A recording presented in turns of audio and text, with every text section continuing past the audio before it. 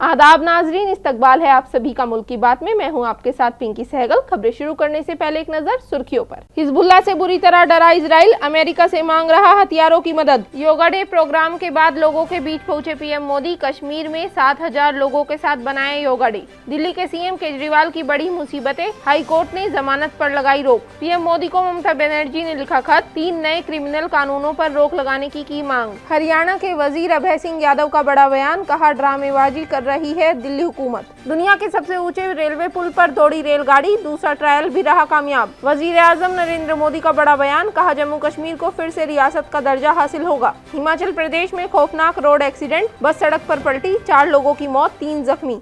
Hezbollah ने जब से इजराइल को धमकाया है कि अगर जंग छिड़ती है तो इजराइल का एक भी इलाका महफूज नहीं रहेगा, तब से इजराइल की हालत खराब है। इजराइल अब अमेरिका से और हथियारों की मांग करने लगा है। आखिर क्या वजह है कि खुद को दुनिया का सबसे ताकतवर मुल्क बताने वाला इजराइल आज हिजबुल्लाह और हमास से डरने लगा है? मिडिल ईस्ट में मुस्लिम ममालिक के बीच ताकतवर होने का दावा करने वाला एक मुल्क आखिर क्यों हिजबुल्लाह और हमास के आगे इतना बेबस हो गया है? अमेरिका और यूरोप की ताकत पर उछलने वाला मुल्क इजराइल आज इस्लामिक ग्रुप हिजबुल्लाह से इतना डर गया है कि अमेरिका से हथियारों की भीख मांग रहा है। पहली बार ऐसा हुआ है कि किसी ने इतनी बेबाकी से सीना तान कर इजराइल को दुनिया के नक्शे से मिटा देने की बात कही है। आज तक बड़े बड़ों को इजराइल के आगे झुकते देखा है, लेकिन आज दुनिया उसी इजराइल को एक छोटे से मिलिटेंट ग्रुप के आगे बेबस और लाचार होकर झुकते देख रही है। इजराइल हिजबुल्लाह से इतना घबरा गया है कि उसका मुकाबला करने से भी हिम्मत नहीं जुटा पा रहा है। इजरायली पीएम नेतन्याहू के वॉर कैबिनेट, साबिक मिलिट्री कमांडर और पार्टी के चीफ भी ये कहने पर मजबूर हो गए हैं कि हिजबुल्लाह से लड़ पाना इजराइल के बस में नहीं है। हिजबुल्लाह और हमास की तरफ से रोजाना हो रहे रॉकेटों की बारिश ने इजराइल को बुरी तरह से थर्रा दिया है। इतने महीनों की तवील जंग की वजह से इजरायली फौज की कुव्वत और मिलिट्री ताकत लगभग खत्म हो चुकी है। यही वजह है कि इजरायली पीएम ने व्हाइट हाउस से खिताब करते हुए कहा कि इजराइल को आगे जंग करने के लिए हथियारों की जरूरत है। उधर हिजबुल्लाह के हौसले पूरी तरह से बुलंद हैं। गुज़िश्ता रोज़ हिजबुल्लाह के लीडर हसन नसरल्लाह ने टेलीविज़न ब्रॉडकास्ट के दौरान इजराइल को खबरदार करते हुए कहा था कि अगर इजराइल के साथ वसी जंग होती है तो हमारी तरफ से इतने हमले होंगे कि इजराइल में कोई भी महफूज जगह नहीं बचेगी और हमारे पास नए किस्म के हथियार हैं जिन्हें हम वक्त आने पर जंग के मैदान में इस्तेमाल करेंगे। तो अब सवाल ये उठता है कि आखिर इजराइल हिजबुल्लाह से इतना क्यों डर रहा है? आखिर नसरल्लाह ने किस बिना पर कल ये बयान दिया है कि हिजबुल्लाह के हमले में इजराइल में कोई महफूज जगह नहीं बचेगी? इन सवालों का जवाब एक रिपोर्ट के खुलासे के जरिए दिया गया है। यूएस सेंट्रल इंटेलिजेंस एजेंसी की वर्ल्ड फैक्टबुक रिपोर्ट में बताया गया है कि हिजबुल्लाह की फौजी ताकत मुख्तलिफ किस्म और रेंज की 1,50,000 से ज्यादा मिसाइलों और रॉकेटों पर टिकी हुई है। हिजबुल्लाह का कहना है कि उसके पास ऐसे रॉकेट हैं जो इजराइल के सभी इलाकों पर हमला कर सकते हैं। हिजबुल्लाह का असली हामी और हथियार फराहम करने वाला ईरान है। हिजबुल्लाह ग्रुप के हथियार ईरानी, रूसी और चाइनीज मॉडल के हैं। इसके साथ हिजबुल्लाह का कहना है कि उसके पास 1 लाख से जायद लड़ाके, anti tank missile, anti aircraft missile, drones, land attack rocket और मिसाइलें और एंटी शिप मिसाइलें मौजूद हैं। यही सब बातें हैं जिसकी वजह से इजराइल हिजबुल्लाह से सीधा जंग करने से गुरेज कर रहा है, क्योंकि वो जानता है कि वो हमास से मुंह की खा चुका है। अब हिजबुल्लाह से अगर जंग छिड़ती है तो इजराइल का काफी नुकसान हो सकता है। इजराइल ये बात जानता है कि हमास के मुकाबले हिजबुल्लाह की जानिब से उसका ज्यादा नुकसान होगा, क्योंकि हिजबुल्लाह को ईरान का बैकअप मिला हुआ है। देखा जाए तो इजराइल की ताकत के सामने हिजबुल्लाह के ड्रोन और मिसाइलों की ताकत कुछ भी नहीं है। लेकिन बात यहाँ पर जज्बे की है। इतने कम लड़ाकों और कुव्वत के साथ जो जज्बा हिजबुल्लाह के पास मौजूद है, ये कहीं ना कहीं इजराइल को घुटनों पर आने को मजबूर कर रहा है और यही जज्बा हमास के पास भी है।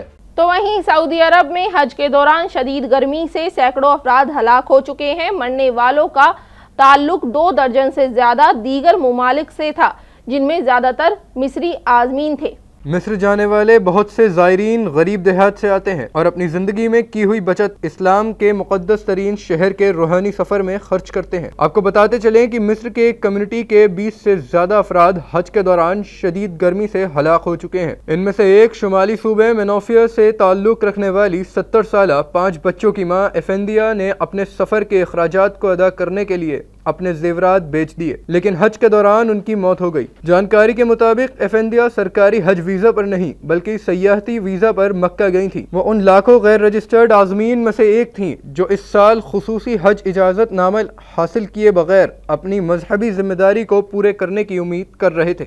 सऊदी अरब में मौसम का सितम हाजियों को भारी पड़ा। हज सफर पर गए हाजियों में से तकरीबन 1000 से ज्यादा हाजियों की मौत हो गई, जिनमें अब तक 98 भारतीय हाजियों की मौत की तस्दीक हुई है, जिस पर आज हिंदुस्तानी हुकूमत के वजारत खारजा के तर्जुमान रणधीर जायसवाल का बयान आया है। Large number of Indian pilgrims visit Hajj every year. This year, 175,000 Indian pilgrims have visited Hajj so far. The core Hajj period is from, I think, May 9 to 22nd of July. So far, we've lost, or there are 98 Indians pilgrims who have died in Hajj. तो आखिरकार वो घड़ी काफी करीब आ चुकी है जिसका जम्मू कश्मीर के लोगों को यकीनी तौर पर इंतजार रहा होगा।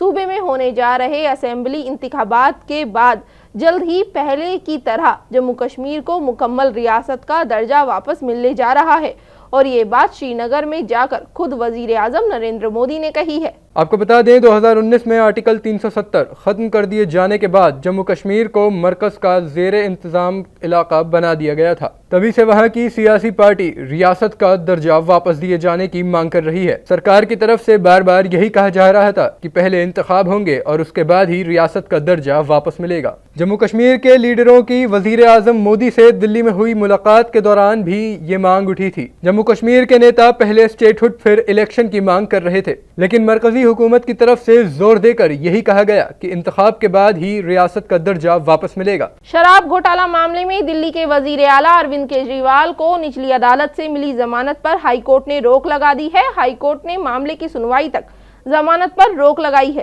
ईडी ने केजरीवाल की जमानत पर रिहाई के हुक्म को दिल्ली हाई कोर्ट में चुनौती दी है। ईडी ने अपनी एसएलपी में कहा है कि जांच के अहम मरहले पर केजरीवाल को रिहा करने से जांच पर असर पड़ेगा, क्योंकि केजरीवाल वजीर आला जैसे अहम ओहदे पर हैं। इस पर हाईकोर्ट ने केजरीवाल के वकील अभिषेक मनु सिंघवी की उस दलील को ठुकरा दिया है जिसमें कहा गया कि अर्जी पर जल्द सुनवाई की जरूरत नहीं है। इस बीच जस्टिस सुधीर जैन ने कहा कि जब तक हाईकोर्ट में सुनवाई पेंडिंग है तब तक निचली अदालत का हुक्म मुअस्सर नहीं होगा। दरअसल केजरीवाल को एक दिन पहले जुमेरात को ही निचली अदालत से जमानत मिली थी, जिसके खिलाफ ईडी ने दिल्ली हाई कोर्ट का रुख किया था। यूपी के अलीगढ़ में चोरी के शक में भीड़ के जरिए फरीद नाम के एक शख्स को पीट कर मार डाला गया। इस वाकये के बाद से इलाके में तनाव है। हालात को मामूल पर बनाए रखने के लिए भारी पुलिस बल लगाया गया है।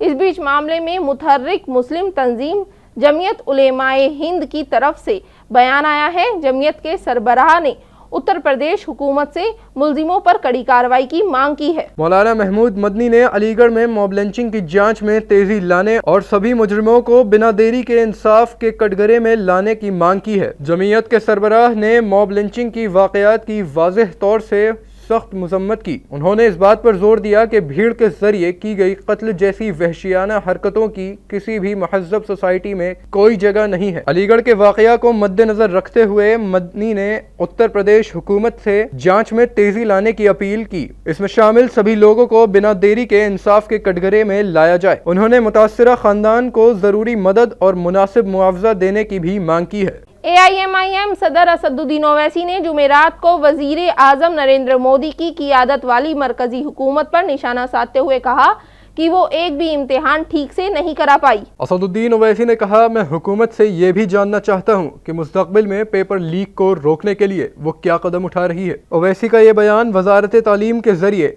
UGC नेट इम्तिहान रद्द करने के एक दिन बाद आया है, क्योंकि ऐसी खबर मिली थी कि इम्तिहानात की सालिमियत से समझौता किया गया है। आपको बता दें, हैदराबाद के MP ने सोशल मीडिया मंच X पर एक पोस्ट में कहा, नीट घोटाले के बाद अब UGC नेट इम्तिहान भी रद्द कर दी गई है, क्योंकि इसका पर्चा भी लीक हो गया था। मुल्क की सलामती तो बड़ी बात है, मोदी हुकूमत एक भी इम्तिहान ठीक से नहीं करा पाई। ओवैसी ने सवालिया पर्चा लीक के 41 मामलों की तरफ इशारा किया, जिसकी वजह से 15 सूबों में नौकरियां चाहने वाले मुतासिर हुए हैं। उन्होंने पूछा, कुल 1.4 करोड़ नौजवानों को ये इम्तिहानात देने थे, क्या पेपर लीक होना नौकरी ना देने का बहाना बन गया है? इसके साथ ही असदुद्दीन ओवैसी ने कहा कि जब इम्तिहान रद्द होता है तो नौजवानों की मेहनत बेकार चली जाती है। तो वहीं वेस्ट बंगाल की वजीर आला ममता बनर्जी ने वजीर आजम नरेंद्र मोदी को खत लिखा है।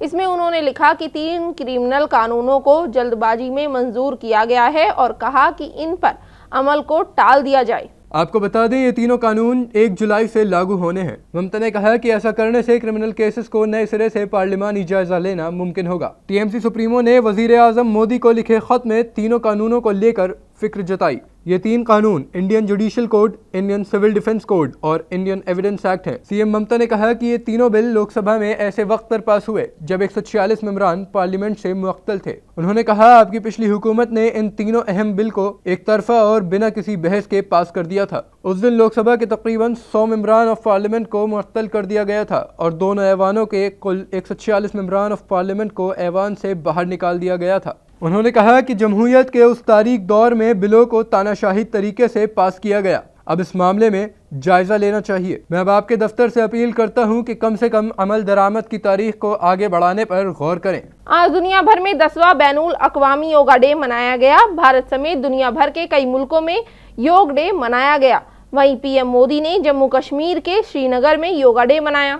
आपको बता दें ये प्रोग्राम डल झील के किनारे होना था, हालांकि बारिश की वजह से इसे इंडोर में मुनक़िद किया गया। इस बार योगा डे की थीम खुद और समाज के लिए, इसका मतलब योग खुद और समाज की भलाई के लिए है। श्रीनगर में मुनक़िद किया गया बैनुल अक़वामी योगा डे का प्रोग्राम जमीनी सतह पर और देही इलाकों में शिरकत को यकीनी बनाना है। डल झील के किनारे शेर कश्मीर इंटरनेशनल कॉन्फ्रेंस सेंटर में पीएम मोदी के साथ इस प्रोग्राम में 7,000 लोग हिस्सा लेने वाले थे। हालांकि मौसम की वजह से प्रोग्राम को शॉर्ट करना पड़ा। बता दें कि 2014 के बाद से ही लगातार पीएम मोदी बैनुल अक़वामी योगा डे की क़ियादत करते आए हैं। Udhampur Srinagar Baramulla rail link project के तहत ट्रेन के जरिए कश्मीर जाने वालों का सपना पूरा होने में कुछ ही दिन बाकी रह गए हैं।